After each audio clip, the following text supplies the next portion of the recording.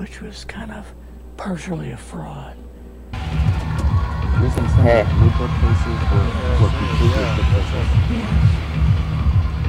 But the cases that he got came from, I think it was Fort Yeah, and it didn't come from the Pentagon. It didn't come from CIA headquarters. We get reports about certain sites.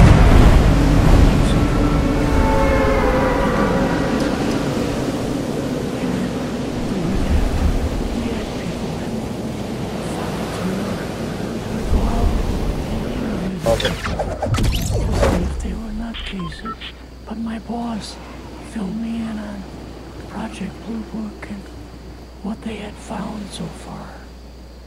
As far Sí, as eso he visto. Yo vivo con mi mamá por el momento. And the Roswell incident. How did you feel when this first got dumped on you? You first learned about this. I was just kind of overwhelmed with all of this, you know. And I said to him, I don't know if I'm gonna be able to be a judge of this type of thing. What's real, what's not, when I don't have much knowledge of it, you know. And then the other thing is, of course, you really weren't able to tell family or close friends.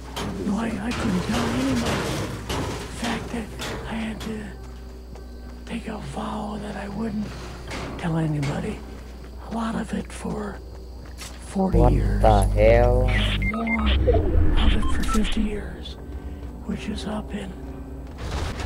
They were telling the world all UFOs are misidentifications, hoaxes, psychological issues, whatever. Yes. So, my boss came to me and he says, we've both got a new assignment. And he says, oh, I said, where are we going? Oh, he says, we're going to the Capitol.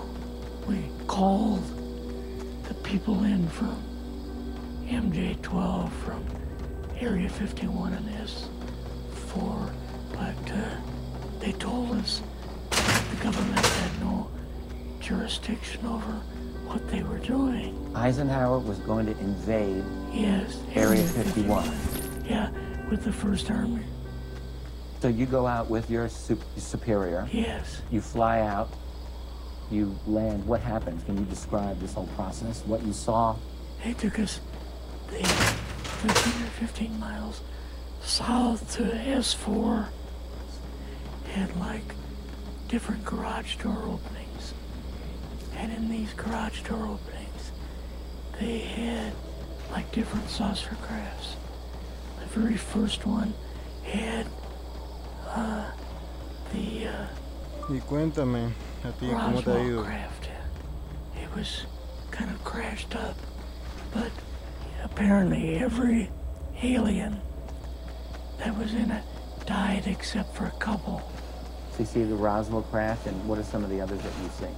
Well, the Roswell craft was really strange because it looked like real heavy aluminum foil. We could rock next to it, and you could rock it.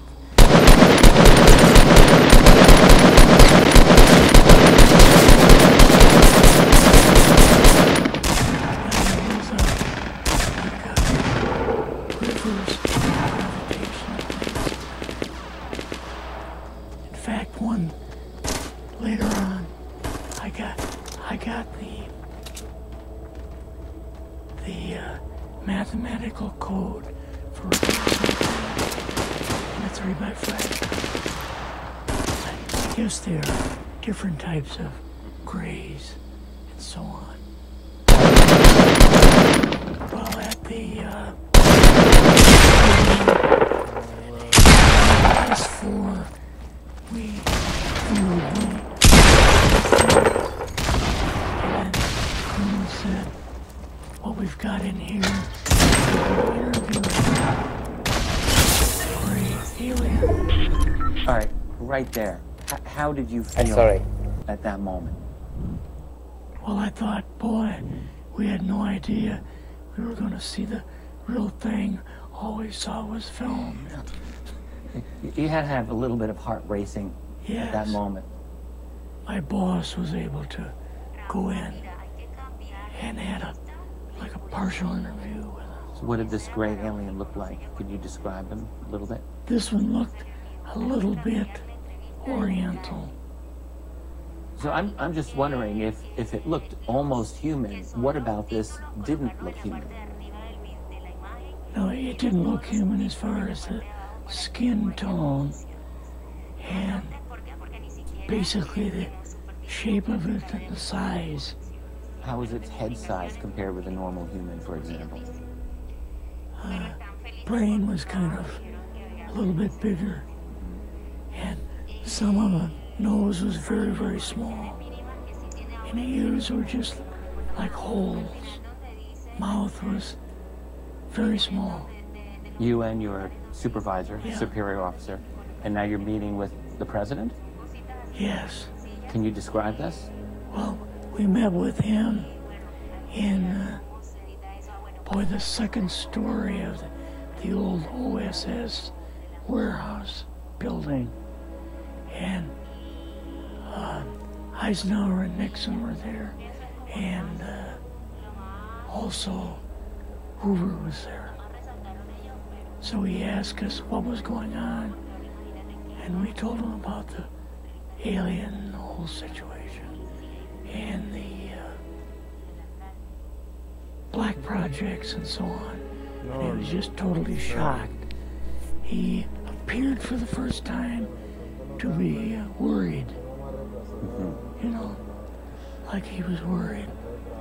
I would think that Eisenhower would, I mean, he certainly knew that flying saucers were real. Yes. He knew that there were aliens. So I guess I'm just wondering, what would he have been, really surprised about? Surprised about the black programs. Eisenhower said, gotta keep this thing completely secret. You know, can't talk about this. Your actual name is, the name you grew up with, that was a different name than what you had in this. I never used it in the CIA at all. Now, what about today? You're going on the public record, and this is still sensitive information, even though earlier you talked about, security oaths that maybe expire after a certain period of time. 50 years. But you're still concerned. Linda Moldenhau's phone call, her phone was tapped, and they got my phone number, and through the telephone company, they're able to find me, and so on. When they found you, what happened? I was going to a grocery store. Two guys in black suits come out of a black Lincoln town car and came over to see me. And they told me that I'd better not publish anything or talk to Linda about any more things. So at that time, I did, I stopped. That was enough to intimidate you. Yes. Rather remain anonymous. Never show my face on anything. Really, thank you for doing this. Yes. This was, I guess, kind of a good idea because I feel much better having talked about it. I kind of feel like there's a load off my shoulders. Really? Because I had an awful lot of secrets that I had kept over the years.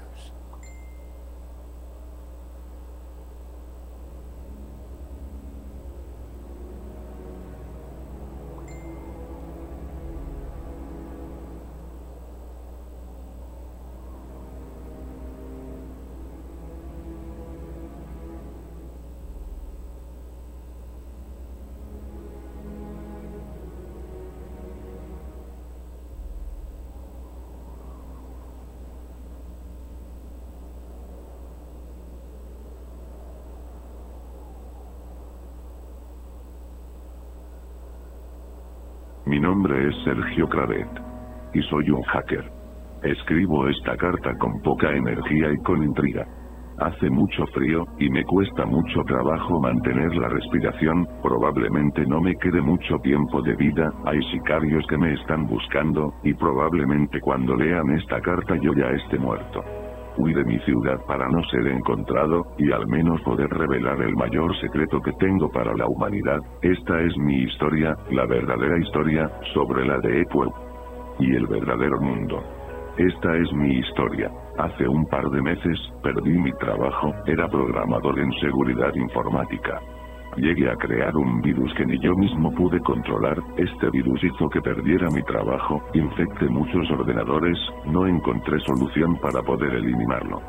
Yo el mismo creador jamás logré poder deshacerme de algo que yo mismo creé. Este virus se llamaba W1H0. Tan fuerte fue mi virus, que salió en la